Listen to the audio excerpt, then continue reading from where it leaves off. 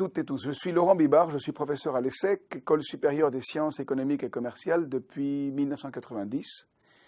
J'enseigne un département qui s'appelle département management, et j'enseigne la gestion des organisations, mais aussi des choses un peu plus précises qui actuellement sont importantes, l'éthique dans les organisations, le leadership, la prise de décision, également en situation d'incertitude.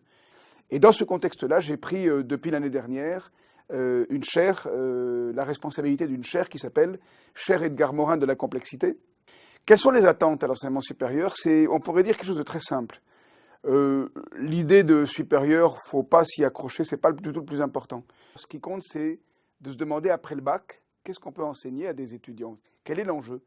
L'enjeu, c'est de vous préparer à rentrer dans la vie professionnelle avec le plus d'efficacité possible, d'intérêt pour vous, pour vos futurs employeurs.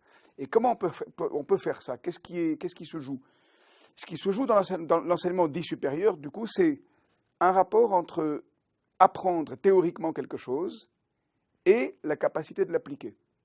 Et on constate que dans la vie courante, faire quelque chose, l'expérience pratique, et réfléchir à quelque chose, dire quelque chose, le comprendre, ce n'est pas les mêmes choses du tout.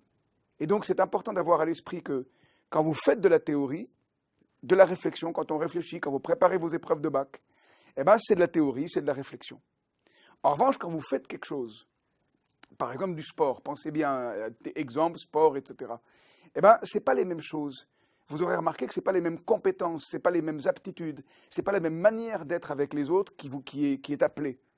Et du coup, réfléchir à la différence entre la théorie et la pratique, c'est ce qu'on veut vous aider à faire pour tirer au mieux profit, faire le meilleur profit de la théorie dans la pratique ensuite. Deuxième chose, mauvaise nouvelle, il ne faut pas que vous soyez sur un SMS en même temps que sur l'ordinateur, en même temps que parler aux copains, en même temps que faire le boulot. Ça, c'est la mode, et pour vous, c'est spontané, parce que vous avez été toujours élevé avec les téléphones portables, les ordinateurs, les SMS, etc. Mais en gros, faire un SMS pendant qu'on travaille à autre chose, ça ne marche pas. Et ce n'est pas contre le SMS, mais mon propos serait, quand vous faites un SMS, faites le SMS complètement. Mais vous ne pensez pas à autre chose. Et en revanche, quand vous faites autre chose, vous laissez tomber tout ce qui ne concerne pas ce que vous faites, donc le téléphone portable et autres.